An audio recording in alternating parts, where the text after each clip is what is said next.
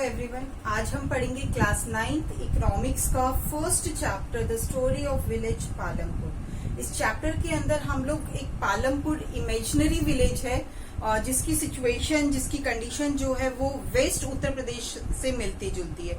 तो एक imaginary village को लेकर हम वहां होने वाली economic and non economic activities को डिस्कस करेंगे। इस चैप्टर के अंदर हम लोग कंप्लीटली एक पालमपुर को डिस्क्राइब करने की कोशिश करेंगे कि एक विलेज के अंदर, एक रूरल एरिया के अंदर किस तरह की इकोनॉमिक एक्टिविटी को किया जाता है। सिर्फ हम एक ये पालमपुर का तो सिर्फ एग्जाम्पल है जो हम एक इमेजिनरी लेकर चल रहे हैं, लेकिन हम डिस्क्राइब करने की कोशिश करेंगे इस चैप्टर के अंदर कि किस तरीके से गांव के अंदर, एक रूरल एरिया के अंदर एक्टिविटीज को कंडक्ट किया जाता है। कौन सी एक्टिविटीज? Economic activities. एक गांव की कंडीशन को डिस्क्राइब करने की इस चैप्टर के अंदर कोशिश की गई है, but in a economic context. तो सबसे पहले मैं आपको इंट्रोडक्शन दे देती हूँ कि पालमपुर विलेज की एक जनरल डिस्क्रिप्शन जो है वो मैं आपको प्रोवाइड करती हूँ। तो सबसे पहले जो पालमपुर जो इमेजिनरी विलेज है, इट इज एसोसिएटेड, और हम ये कह सकते हैं कि जो वेस्ट उत्तर प्रदेश है वहां पर जिस तरीके के विलेज होते हैं, हम उसी को ही एक पालमपुर विलेज का नाम लेकर चल रहे हैं। इस विलेज के अंदर मैक्सिमम इकोनॉमिक एक्टिविटीज जो है, इकोनॉमिक और नॉन इकोनॉमिक एक्टिविटीज दोनों ही होती है। फार्मिंग, इकोनॉमिक में देखेंगे farming and non farming activities जो है दोनों ही यहाँ पे की जाती है। रिसोर्स की बात करें कि भाई ये जो इकोनॉमिक एक्टिविटीज को जो कंडक्ट कर रहे हैं, तो उनके पास क्या नेचुरल रिसोर्स अवेलेबल है, क्या नेचुरल सपोर्ट उनके पास है, या फिर उनके अपने खुद के भी एफर्ट्स हैं। तो फिर ये जो पालमपुर विलेज है इसके अंदर नेचुरल सपोर्ट भी है उनके पास, और साथ के साथ उनके अपने एफर्ट्स के साथ भी उन्होंने रिसोर्सेज को क्रिएट किया हुआ है। तीसरी बात करते हैं हम पालमपुर विलेज के नेबर कौन कौन से विलेज हैं जिससे पालमपुर जो है वो कनेक्टेड है। तो 2 villages are also connected with the Palampur. One is Raiganj and another one is Shahpur, जो अप्रोक्सीमेट 3 किलोमीटर के डिस्टेंस पे जो है वो लोकेटेड है, रायगंज एंड शाहपुर। यहाँ से ट्रांसपोर्ट के थ्रू वो कनेक्टेड है, अच्छी रोड फैसिलिटी है, पक्का रोड है यहाँ पर, ठीक है, कच्ची सड़क नहीं है, पक्की सड़क है यहाँ पर अच्छे से, और रोड ट्रांसपोर्ट है तो इट मीन्स यहाँ पे ट्रांसपोर्ट सिस्टम भी अच्छा है, अच्छे व्हीकल्स हैं, लाइक मोटरसाइकिल्स, टोंगास यहाँ पर चलते हैं, ट्रैक्टर का इस्तेमाल किया जाता है। तो अच्छी रोड होने की वजह से यहाँ पर वेल कनेक्टेड है और ट्रांसपोर्ट सिस्टम भी जो है वो अच्छा है। लेकिन हम बात करें पुराने टाइप के ट्रांसपोर्ट सिस्टम की, नॉट रिसेंट, ठीक है। फिर इसके साथ साथ हम फैमिलीज की बात करते हैं। तो यहाँ पर जो फैमिलीज है, अप्रोक्सीमेट 450 फैमिलीज यहाँ पर रहती है, 450 फैमिलीज, जिसके अंदर 80 फैमिलीज जो है वो अपर कास्ट फैमिलीज हैं, जो कि पक्का हाउसेज में रहती हैं, अपर कास्ट है, और ये कह सकते हैं कि हम थोड़ा इकोनॉमिकली सेटल्ड है। तो 80 फैमिलीज हैं जो कि अपर कास्ट फैमिलीज हैं। 1/3 पॉपुलेशन जो है वो शेड्यूल कास्ट से बिलोंग करते हैं, या फिर दलित पॉपुलेशन हम इनको कह सकते हैं, ठीक है। तो ये तो था वहां पे पॉपुलेशन कॉम्पोजिशन। जो दलित थे यहाँ पर वो कच्चा हाउसेस के अंदर रहते थे, इनकी जो घर थे वो पक्के नहीं थे, मड और स्ट्रॉ से बने होते थे, मतलब मिट्टी के घर जो है उनके बने होते थे, ऊपर जो है वो छप्पर डाल दिया जाता था, स्ट्रॉ उसमें यूज की जाती थी। देन इसके बाद हम इलेक्ट्रिसिटी कनेक्शन की बात करते हैं। तो यहाँ ये जो विलेज है, इस विलेज के अंदर वैसे तो इलेक्ट्रिसिटी कनेक्शन सबके पास था, बट जो हम दलित्स की बात कर रहे हैं, ये दलित क्या थे, एक्चुअली विलेज के बाहर रहा करते थे, तो वहां पर उनके पास इलेक्ट्रिसिटी कनेक्शन नहीं होता था। बट जो विलेज के अंदर जो पॉपुलेशन रहती थी पालमपुर के अंदर, उनके पास एक प्रॉपर इलेक्ट्रिसिटी कनेक्शन भी हुआ करता था। तो इट मीन्स यहाँ पे इलेक्ट्रिक फैसिलिटी है, ट्रांसपोर्ट फैसिलिटी है, रोड फैसिलिटी अच्छी। अब हम बात करते हैं स्कूल्स की। क्या यहाँ पे स्कूल्स भी थे? तो हम यहाँ पे 2 प्राइमरी स्कूल थे और 1 हाई स्कूल था, 2 primary school and 1 high school. Health facility की अगर बात करें तो यहाँ पर एक प्राइमरी हेल्थ सेंटर था और एक डिस्पेंसरी हुआ करती थी जो कि प्राइवेट थी, 1 private dispensary and 1 health centre यहाँ पर हुआ करता था। स्कूल्स का रेफरेंस हो गया। अगर हम ओवरऑल पालमपुर की बात करें तो ओवरऑल पालमपुर एक सेटल्ड विलेज था, एक डेवलप्ड विलेज था, जहां पर उनके पास काफी सारी फैसिलिटीज भी अवेलेबल थी। Facility of transportation, facility of electricity, facility of irrigation system. क्योंकि इरिगेशन सिस्टम इसलिए कहूंगी क्योंकि यहाँ पे इलेक्ट्रिसिटी फैसिलिटी थी, तो ये लोग ट्यूबवेल्स वगैरह जो है वो चलाया करते थे। तो यहाँ पे इलेक्ट्रिसिटी कनेक्शन उनकी वजह से ट्यूबवेल्स भी चला करते थे। तो इरिगेशन की फैसिलिटी भी अच्छी थी, कैनल यहाँ पर अवेलेबल थी, सॉइल यहाँ की फर्टाइल थी, एग्रीकल्चर करने के लायक थे, यहाँ के लोग एग्रीकल्चर कर सकते थे, इट मीन सॉइल फर्टाइल है यहाँ पे, वाटर फैसिलिटी है यहाँ पर, स्कूल यहाँ पर था, हेल्थ सेंटर यहाँ पर है। तो कुल मिलाकर अगर हम बात करें तो ये एक अच्छा सेटल्ड विलेज जो है वो कहा जा सकता है। एक विलेज के अंदर जो फैसिलिटीज चाहिए होती है वो इस विलेज के अंदर अवेलेबल थी। ठीक है, अब हमारा जो नेक्स्ट टॉपिक आता है वो टॉपिक है प्रोडक्शन टॉपिक की। हमने पालमपुर की डिस्क्रिप्शन तो ले ली, अब हम किसी भी विलेज के अंदर एक प्रोडक्शन एक्टिविटी कैसे करते हैं, कोई भी चीज प्रोड्यूस कैसे करेंगे। प्रोडक्शन एक्टिविटी यहाँ पे हम लोग बेसिकली फार्मिंग की ही बात कर रहे हैं। तो फार्मिंग एक्टिविटी जो है वो कैसे की जाती है पालमपुर विलेज के अंदर, तो इसके अंदर हमें कुछ चीजों की रिक्वायरमेंट होती है। कोई भी चाहे प्रोडक्शन एक्टिविटी है, सबसे पहली जो बेसिक रिक्वायरमेंट है दिस इज लैंड। एक जमीन जो है वो हमें चाहिए। अगर हम खेती करना चाहते हैं तो we need a land for it, और फर्टाइल लैंड की हमें रिक्वायरमेंट है। तो this is the basic requirement. अब दूसरी इंपॉर्टेंट चीज आपको क्या चाहिए होगी, लेबर।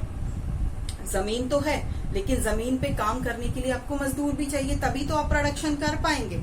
ठीक है, तो दो चीजें हो गई, land is the first requirement for the production activity, second one is labour जो कि उस जमीन के ऊपर काम किया करेंगे। तो सेकेंड वन इज लेबर जो कि प्रोडक्शन एक्टिविटी के अंदर हमें रिक्वायर्ड है। तीसरी हमें इंपॉर्टेंट चीज चाहिए कैपिटल। अब कैपिटल दो तरह की है, fixed capital and working capital.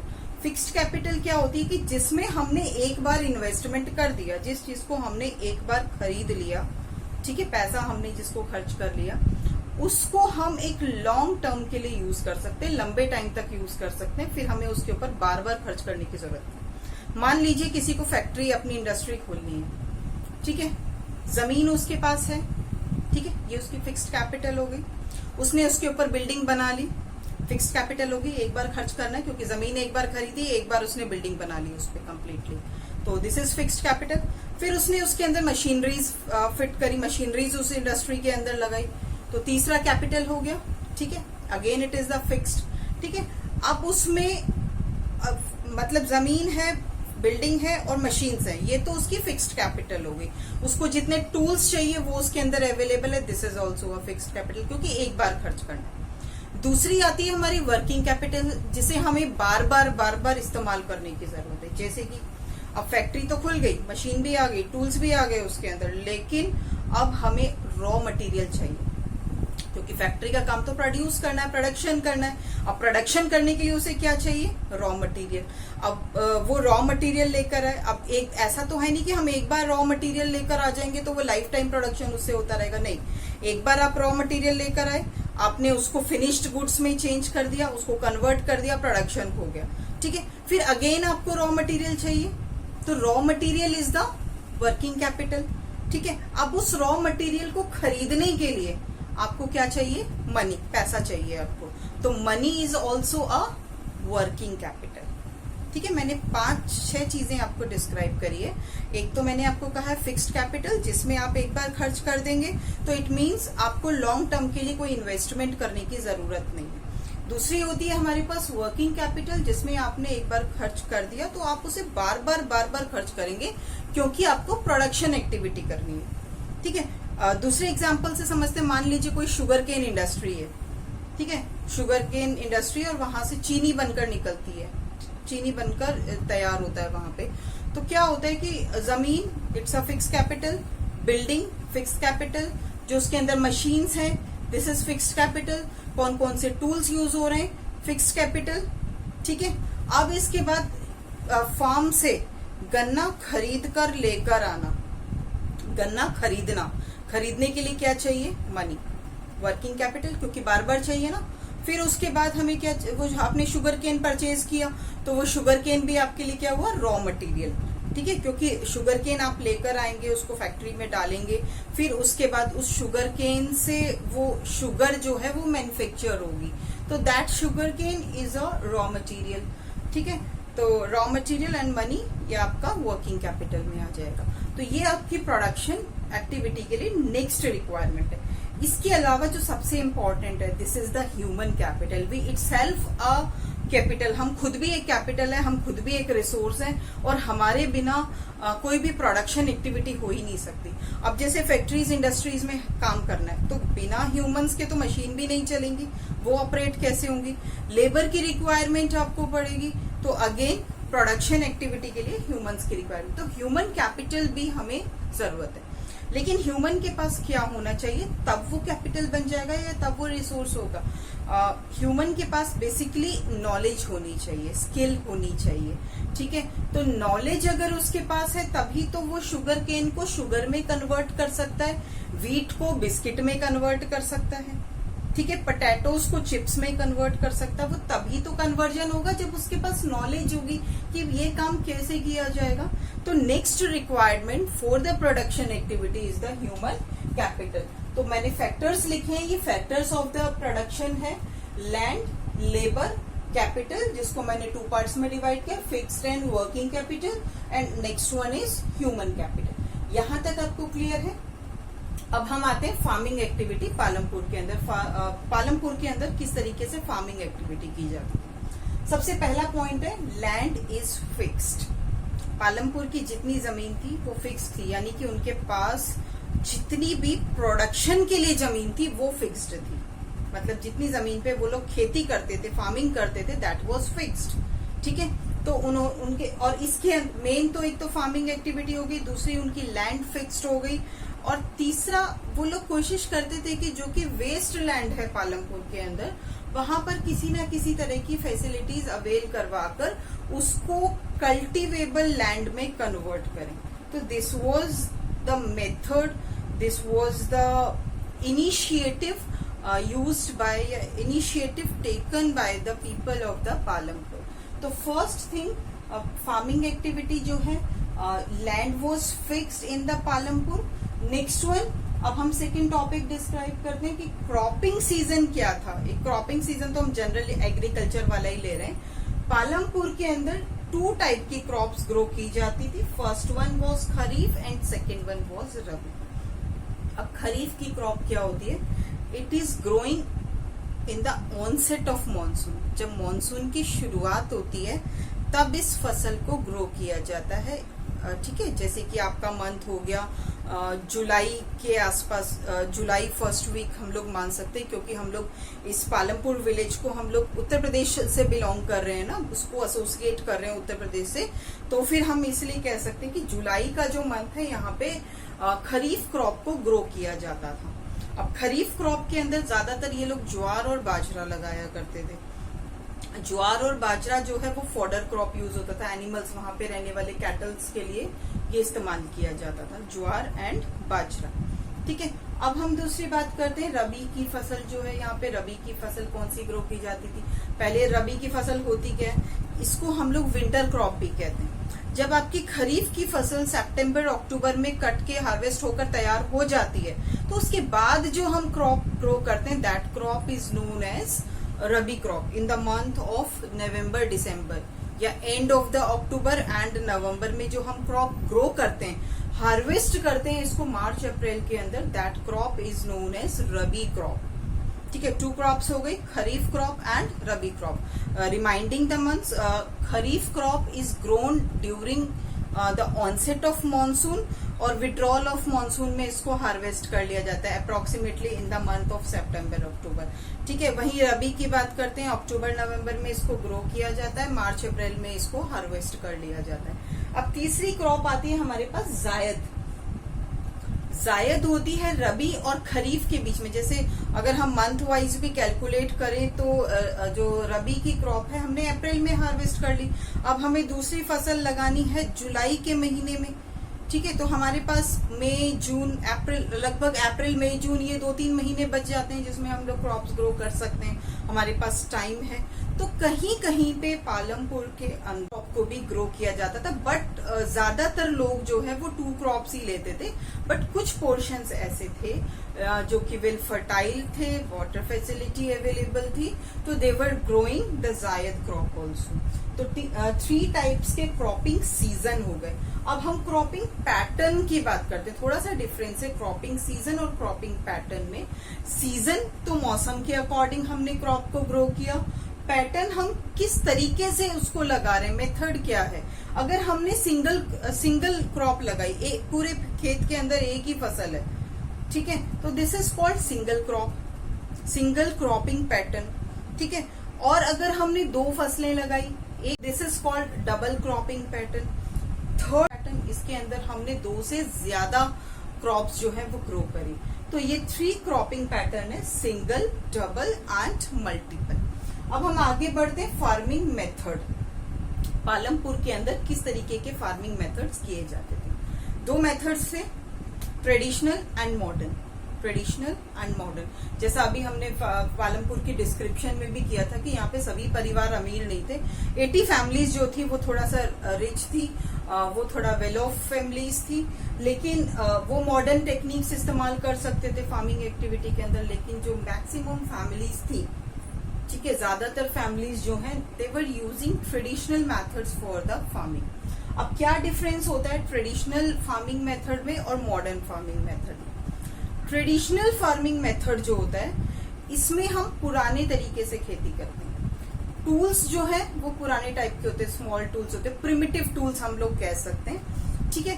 Labour की रिक्वायरमेंट इसके अंदर ज्यादा होती है, ठीक है, लेबर की रिक्वायरमेंट ज्यादा है। टूल्स पुराने टाइप के प्रिमिटिव टूल्स होंगे, ठीक है, पुराने तरीके से खेती की जाएगी। इसमें एनिमल्स का इस्तेमाल ज्यादा होता है, जैसे बुलक कार्ट्स हो गई, या पानी निकालने के लिए हम ये कह सकते हैं कि एनिमल्स का इस्तेमाल किया जाता है, जैसे पुराने टाइम में होता था, ठीक है। नए टाइम में तो, अभी आज के टाइम में तो क्या होता है कि सिर्फ बटन दबाया और पानी जो है वो खेतों में जाना शुरू हो जाता है। लेकिन पुराने टाइम में क्या होता था, जो बैल होते थे वो क्या करते थे कि उसमें से, कुएं में से पानी निकालते थे, वो सारा दिन चलते रहते थे, फिर उसके बाद कुएं से पानी जो है थोड़ा थोड़ा करके बाहर निकलता रहता था। This was the traditional method. आज के टाइम में तो मशीन्स हैं हमारे पास, इतने सारे इक्विपमेंट्स होते हैं कि बस बटन दबाने की देर है और काम तैयार हो जाता है हमारा, ठीक है, वो होना शुरू हो जाता है। तो केवल मॉडर्न मेथड तो अच्छी वेल ऑफ फैमिलीज जो इकोनॉमिकली सेटल्ड हैं वही फैमिलीज इस्तेमाल कर सकती हैं, बट मैक्सिमम पर्सन जो पालमपुर के अंदर थे, they were using the traditional methods. अब ट्रेडिशनल मेथड्स के अंदर पुराने टूल्स हो गए, लेबर का इसमें सबसे ज्यादा यूज है, मशीनरीज इससे इस्तेमाल नहीं होती, पुराने तरीके से खेती की जाती है, पुराने टाइप के ट्रेडिशनल सीड्स यूज किए जाते हैं, जो फर्टिलाइजर्स, मेन्योर है वो भी ऑर्गेनिक यूज किया जाता है, ठीक है। तो ये ट्रेडिशनल मेथड था। मॉडर्न मेथड की बात करें तो मशीनरी का यूज इसमें सबसे ज्यादा है, लेबर इसमें कम इस्तेमाल होती है, ठीक है। पेस्टिसाइड्स, केमिकल्स का यूज है जिसके अंदर ज्यादा है। HYV सीड्स जो होती है, हाई यील्डिंग वेराइटी सीड्स जो है, उसका इस्तेमाल किया जाता है। तो इस तरीके से ये मॉडर्न फार्मिंग मेथड है जो आज के तरीके से हम लोग जो जिसमें खेती कर रहे हैं, ठीक है। अब इसके बाद नेक्स्ट टॉपिक आता है आपका यील्ड। यील्ड वर्ड का मतलब है प्रोडक्शन। ये हम लोग बेसिकली मतलब किस सीड से कितना प्रोडक्शन हो सकता है। एक तो होते हैं हमारे नॉर्मल ट्रेडिशनल सीड्स, जिससे हमारा प्रोडक्शन जो है बहुत कम होता है। प्लांट जो है उसकी ब्रांचेस कम होती हैं और ब्रांचेस कम होने की वजह से उसमें प्रोडक्शन जो है वो कम होता है। जैसे हम एक वीट का ही प्लांट ले लेते हैं, तो जहां वीट कैरी करता है उसकी जो ब्रांचेस होती हैं वो कम होंगी, तो यानी कि वो पुराना ट्रेडिशनल मेथड है, पुराना सीड है, ट्रेडिशनल सीड है। अगर हम लोग इस्तेमाल करेंगे हाई यील्डिंग HYV सीड्स इस्तेमाल करेंगे, उसके अंदर क्या होगा, उसकी ब्रांचेस भी ज्यादा होंगी और उसका प्रोडक्शन जो है वो भी इंक्रीज होगा, बढ़ा हुआ प्रोडक्शन होगा। So this is about the yield. अब हम बात करते हैं इलेक्ट्रिसिटी इन पालमपुर। पहले हमने डिस्कस किया था पालमपुर के अंदर क्या इलेक्ट्रिसिटी कनेक्शन था, यस इट वाज अवेलेबल, ठीक है। अब इलेक्ट्रिसिटी कनेक्शन से वो लोग करते क्या थे, खेती में कहाँ इलेक्ट्रिसिटी कनेक्शन का इस्तेमाल हो रहा है, they were using their electric connection for the irrigation of the fields, tubewells उनके जो रन होते थे वो इलेक्ट्रिसिटी कनेक्शन से होते थे। तो highly they were using electricity for the irrigation purpose. एक स्मॉल स्केल मैन्युफैक्चरिंग का एग्जांपल भी आएगा जिसमें शुगर केन क्रशिंग मशीन है, वहां पर भी वो लोग इलेक्ट्रिसिटी का इस्तेमाल करते थे। कुछ शॉपकीपिंग एक्टिविटीज हैं वो भी यहाँ पर होती थी। एक कंप्यूटर शॉप का भी आगे चल के रेफरेंस आएगा चैप्टर में, तो इलेक्ट्रिसिटी वहां भी इस्तेमाल होती थी। कहने का मतलब इस विलेज के अंदर अगर इलेक्ट्रिसिटी कनेक्शन था तो electricity connection was used, electricity was used for the different purposes. Basically it was used for the agriculture और otherwise it is used for the many purposes. Now the next is will the land sustain in the Palampur. Sustain का मतलब होता है कि क्या पालमपुर की जमीन जो है फ्यूचर या आगे आने वाली जनरेशन के लिए सस्टेनेबल थी। ठीक है, तो इसकी हम बात करते हैं। तो सबसे पहले क्या था, यहाँ पे पालमपुर की जो लैंड है इट वाज नॉट सस्टेनेबल। ठीक है, सबसे बड़ी इंपॉर्टेंट बात है इट वाज नॉट सस्टेनेबल, क्योंकि एग्रीकल्चरल लैंड फिक्स थी। भले ही वो एफर्ट्स कर रहे थे कि हम और ज्यादा जो वेस्ट लैंड है उसको कन्वर्ट कर दें फर्टाइल लैंड में, पर इतनी ज्यादा वेल ऑफ फैमिलीज यहाँ पर नहीं थी, ज्यादा खर्च वो नहीं कर सकते थे, इसीलिए यहाँ पर सस्टेनेबिलिटी जो है वो कम है। वेस्ट तो वेस्ट ही लैंड रहता था, उसको वो कन्वर्ट आसानी से नहीं कर पाते थे। ये क्या करते थे पालमपुर के युग, जो नेचुरल रिसोर्सेज थे उसका ज्यादा इस्तेमाल करते थे, ओवर यूज करते थे नेचुरल रिसोर्सेज का। तो सस्टेनेबिलिटी अपने आप से कम हो जाती है whenever we are using over using the natural resources. Secondly, Palampur की जो जमीन है वो बहुत ज्यादा फर्टाइल नहीं थी, क्योंकि वो क्रॉप प्रोडक्शन भी लगातार ले रहे हैं, फर्टिलिटी लेवल जो है यहाँ पर ज्यादा हाई नहीं था, तो इट वाज नॉट सस्टेनेबल। इसके अलावा जो इरिगेशन का सोर्स है वो एक कैनल हुआ करता था, इस्तेमाल करते थे। ट्यूबवेल से वो ग्राउंड वाटर इस्तेमाल करते थे। अब ग्राउंड वाटर जो इस्तेमाल कर रहे थे तो उसका लेवल जो है वो डिक्रीज होता जा रहा था। नेक्स्ट बात करते हैं हम पालमपुर के अंदर लैंड डिस्ट्रीब्यूशन क्या था, जमीन का डिस्ट्रीब्यूशन क्या था। तो जो लैंड है वो अनइक्वली डिस्ट्रीब्यूटेड थी। अनइक्वली कैसे कि जो 60 फैमिलीज थी, जो कि लार्ज फैमिलीज थी, इनके पास फार्म साइज जो है वो बड़ा हुआ करता था।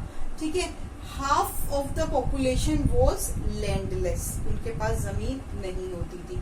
Half of the population was small land, उनके पास जमीन जो है वो बहुत छोटी हुआ करती थी, जिसमें वो लोग सिर्फ इस तरह की खेती कर पाते थे जिसमें उनका सेल्फ कंजम्पशन हो सकता था, कि केवल अपने परिवार का गुजारा जो है वो कर सकते थे। तो they are having small plots. और जो लैंडलेस हुआ करते थे वो तो जो लार्ज फार्मर्स होते थे उनकी जमीन पे ही काम करेंगे और उनको तो केवल वेजेस मिलना था, जमीन तो नहीं के बराबर थी। अब हम बात करते हैं कि यहाँ पालमपुर के अंदर लेबर कौन प्रोवाइड करता था, क्योंकि अभी हमने प्रोडक्शन एक्टिविटी में लेबर की भी बात की है। तो लेबर जो है वो कौन प्रोवाइड करता था पालमपुर के अंदर।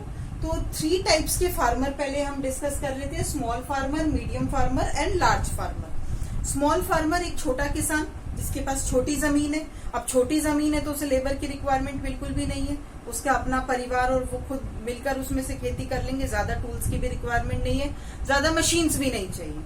ठीक है, तो स्मॉल फार्मर का काम तो अपना सेल्फ उससे चल जाएगा, क्योंकि उन्हें प्रोड्यूस ही उतना करना है जितना वो सेल्फ कंजम्पशन कर सके। दूसरी बात आती है मीडियम फार्मर की, और तीसरे आते हैं लार्ज फार्मर। मीडियम ना तो बहुत अमीर और ना ही बहुत ज्यादा गरीब, तो इनके पास मीडियम पीस ऑफ लैंड होता था।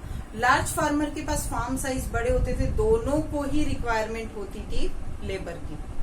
अब यहाँ उन्हें लेबर कौन प्रोवाइड करेगा, जो कि लैंडलेस फार्मर है, जो कि लैंडलेस फार्मर है, जिनके पास अपनी जमीन नहीं है। अपनी जमीन नहीं है लेकिन है फार्मर, वो दूसरों के खेतों में जाके काम करते थे और बदले में उन्हें या तो पैसा मिल जाया करता था या फिर उन्हें कोई काइंडनेस मिल जाए, काइंडनेस इन द सेंस कि उनका कोई काम करवा दिया जाता था या घर की कुछ चीजें उनको दे दी जाती थी, तो उनके ऊपर दया कर दी जाती थी, जो उन्हें चीज मिल चाहिए होती थी वो उनको दे दिया जाता था। ठीक है, तो दिस वाज कॉल्ड काइंडनेस, और पैसा दिया जाता तो इट वाज कॉल्ड कैश। तो 3 तरीके के farmers, small, medium and large farmer. Small farmers doesn't required any kind of labour. Medium and large farmer they were hire the laborers and landless labor जो है वो इनको लेबर प्रोवाइड किया करते थे। अब हम नेक्स्ट बात करते हैं वेजेस की। जो लैंडलेस फार्मर होते थे उनको वेजेस किस तरीके से मिलता था, उनको मिलता था लेस वेजेस, या वेजेस मिलता था या तो काइंड की या कैश की फॉर्म में, लेकिन उनका जो एम्प्लॉयमेंट का ड्यूरेशन होता था it was the fixed duration. जैसे कि अगर फार्मर को क्रॉप को ग्रो करना है तब उसको लेबर की रिक्वायरमेंट है, या क्रॉप को हार्वेस्ट करना है तब उसको लेबर की रिक्वायरमेंट है। अब इन दो टाइम के अंदर तो लेबर उनको मिल जाती थी और लेबर को एम्प्लॉयमेंट मिल रहा है, लेकिन जब तक क्रॉप पककर तैयार हो रही है, बड़ी हो रही है, उस टाइम पीरियड में, उस सीजन में इन लैंडलेस फार्मर के पास कोई काम नहीं होता था, उनके पास किसी भी तरह का कोई काम नहीं है, क्योंकि उस टाइम लेबर की रिक्वायरमेंट नहीं है। बेसिकली लेबर की रिक्वायरमेंट होती है at the time of growing and harvesting. तो they were getting the temporary jobs, और उस टाइम में उनको वेजेस भी बड़ा कम मिलता था। तो कहने का मतलब ये है कि जो पालमपुर विलेज के अंदर लैंडलेस फार्मर्स थे उनको अपना खाने पीने का मतलब 2 स्क्वायर मील्स का अरेंजमेंट करने में भी उनको काफी डिफिकल्टीज फेस करनी पड़ती थी। अब हम बात करते हैं कि पैसा कहाँ से आता था फार्मर के पास। अगर वो खेती करना चाह रहे हैं तो उनके पास इनकम कहाँ से आती थी, पैसे कहाँ से आते थे। तो इसमें सबसे पहले हम बात करते हैं स्मॉल फार्मर की, जिसको सबसे ज्यादा पैसे की रिक्वायरमेंट पड़ती है। ठीक है, they were borrowing the money, वो किसी बड़े जमींदार से या किसी लार्ज फार्मर से मनी बोरो करते थे, लोन लिया करते थे। ठीक है, लेकिन ये लोन जो है इन्हें हाई रेट ऑफ इंटरेस्ट पे मिलता था, हाई रेट ऑफ इंटरेस्ट पे मिलता था उन्हें बोरो कर, क्योंकि अगर ये बोरो नहीं करेंगे तो सीड्स कहाँ से परचेज करेंगे, जो उन्हें स्टार्टिंग इनिशियल स्टेज पे रिक्वायरमेंट होती है क्रॉप को ग्रो करने के लिए, वो उनको नहीं मिल पाता था। ठीक है, तो they were borrowing the money at the high rate of interest. जब वो हाई रेट ऑफ इंटरेस्ट पे उन्होंने बोरो तो कर लिया, लेकिन जब क्रॉप प्रोडक्शन आया, जब उनके पास फसल आई, तो उनके लिए रीपेमेंट मुश्किल हो गया, क्योंकि ब्याज वो इतना ज्यादा हो जाता था कि जितना उतना तो उनका प्रोडक्शन नहीं हो पाता था। ठीक है, so they were facing difficulties in the repayments of the loan. Next is large और मीडियम फार्मर कहाँ से पैसे लेकर आते थे। लार्ज और मीडियम फार्मर्स के पास अपनी सेव्ड मनी होती थी, वो उसका इस्तेमाल करते थे। अब इस सेव्ड मनी का अपनी खुद की जमीन पे खेती करने के लिए भी इस्तेमाल करते थे। अपनी इस सेविंग का वो दूसरों को पैसा उधार देने में भी करते थे काम, क्योंकि स्मॉल फार्मर को भी चाहिए, वो उसको मनी भी दिया करते। They were using the lending activities. ठीक है, they lend money to the small farmer. पैसा बचता था, उससे वो लोग कैटल्स खरीद लेते थे। ठीक है, ट्रैक्टर खरीद लिया करते थे, जो कि फार्मिंग एक्टिविटी में जिसकी जरूरत होती थी, और पैसा बचता था अपनी शॉप्स को सेटअप कर दिया करते थे। ठीक है, तो लार्ज और मीडियम फार्मर्स की कंडीशन तो ठीक थी, बट जो स्मॉल फार्मर्स थे they were borrowing the money at the high rate of interest and repayment was very difficult. तो in this way capital was managed in the Palampur village. अब हम कुछ नॉन फार्मिंग एक्टिविटीज की बात करते हैं जो कि पालमपुर विलेज के अंदर थी। सबसे पहले है डेयरी फार्मिंग। जैसा मैंने अभी बताया कि large and medium farmers they were buying the kettles, तो डेयरी फार्मिंग का काम भी एक अच्छे स्केल पे वहां पे चलता था। ठीक है, मिल्क सप्लाई किया जाता था नेबरिंग विलेजेस के अंदर। शॉपकीपिंग एक्टिविटीज भी यहाँ पर हो रही थी। कंप्यूटर शॉप्स थी, ठीक है, टेलर की शॉप हम लोग कह सकते हैं, और जो स्मॉल शॉप्स होती है जो हमारी बेसिक नीड्स को पूरा करती है, this kind of shops was also available in the Palampur. एक छोटा सा मार्केट एरिया होता था जहाँ पे छोटी छोटी शॉप्स जो है वो अवेलेबल हुआ करती थी। स्मॉल स्केल मैन्युफैक्चरिंग भी थी, क्योंकि यहाँ के लोग व्हीट और शुगर केन सबसे ज्यादा ग्रो करते थे। Wheat and sugarcane. एक सॉइल की फर्टिलिटी को इंक्रीज करने के लिए वो लोग पोटैटोज भी ग्रो करते थे। ठीक है, जिसे हम लोग लिग्यूमिनस क्रॉप बोलते हैं, increasing the fertility level of the soil. तो स्मॉल स्केल मैन्युफैक्चरिंग होती थी। शुगर केन प्रोड्यूस हो रहा है तो वो शुगर केन क्रशिंग मशीन से गुड़ भी बनाया करते थे। जैगरी प्रोडक्शन जो है वो पालमपुर की इम्पोर्टेंट प्रोडक्शन एक्टिविटी थी। जैगरी वो लोग अपने नियर बाय विलेजेस के अंदर पहुंचाया करते थे, गुड़ जो है वहां पे पहुंचाया करते थे। तो स्मॉल स्केल मैन्युफैक्चरिंग हो गई। ठीक है, sugar cane crushing machines were set up there. They were producing the jaggeries and supplying to the nearby villages. If they were supplying to the nearby villages, they need the transport for it. तो transport activity भी वहां पर थी, जो कि non farming में हम लोग इंक्लूड कर रहे हैं। तो this was the non farming activities in the Palampur village: dairy farming, shopkeeping, small scale manufacturing and the transport activities. तो इस तरीके से farming and non farming activities जो है पालमपुर विलेज के अंदर की जाती थी।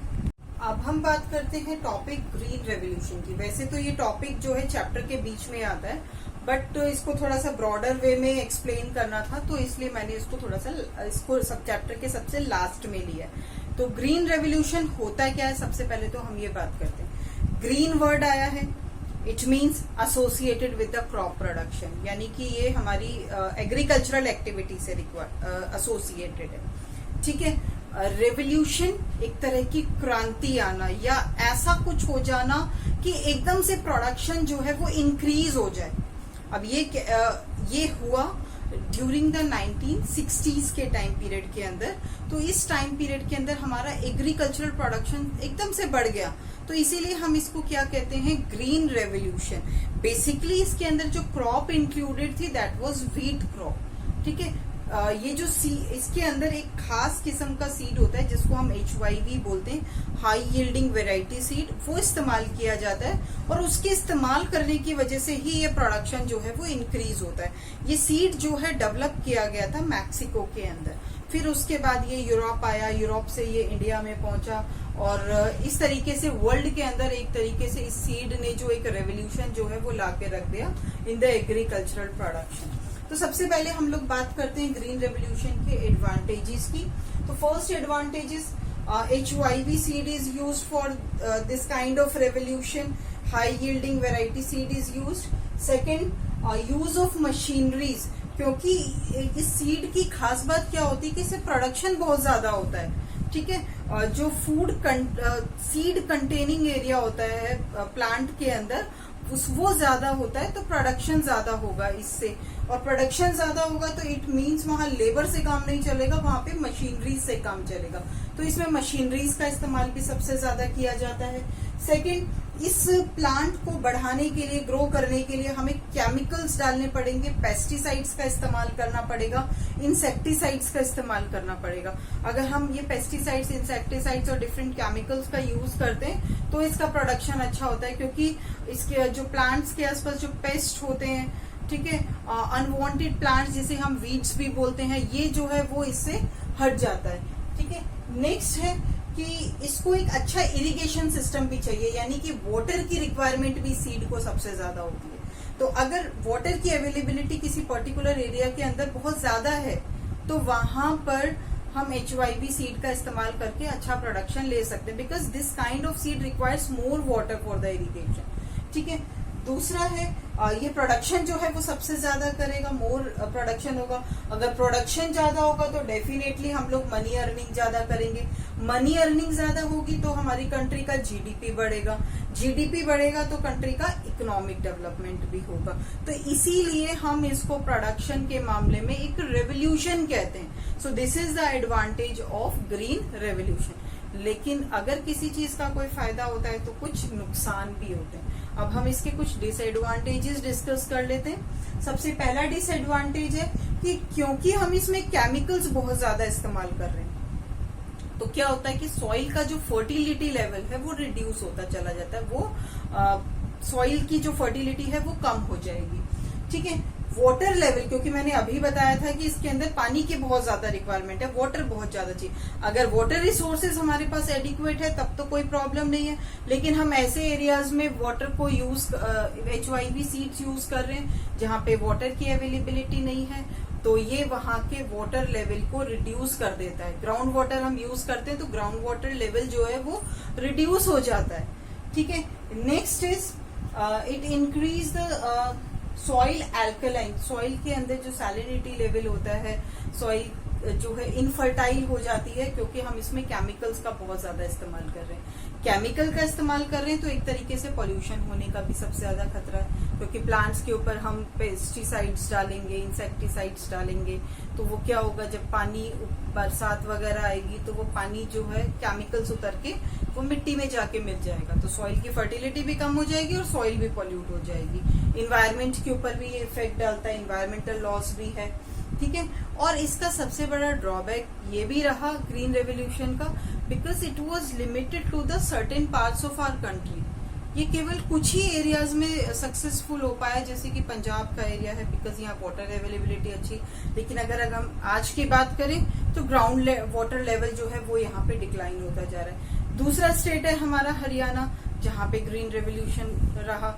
और तीसरा पार्ट है हमारा वेस्ट उत्तर प्रदेश, यहाँ पर भी ग्रीन रेवोल्यूशन रहा, लेकिन केवल ये लिमिटेड इन्हीं एरियाज तक रहा, कंट्री के अदर पार्ट्स तक ये स्प्रेड नहीं हो पाया। अगर स्प्रेड होता तो डेफिनेटली हमारी एग्रीकल्चरल प्रोडक्शन एक्टिविटी जो है वहां पर भी सक्सेसफुल होती। So this is all about the green revolution and the chapter the story of village Palampur. एक इमेजिनरी विलेज है जिसके अंदर farming and non farming activities दोनों की जाती है, और हमने फैमिली स्ट्रक्चर, वहां की इकोनॉमिक कंडीशंस को हम इस चैप्टर के अंदर बहुत अच्छे से समझे। आई होप आपको ये चैप्टर समझ में आ गया होगा।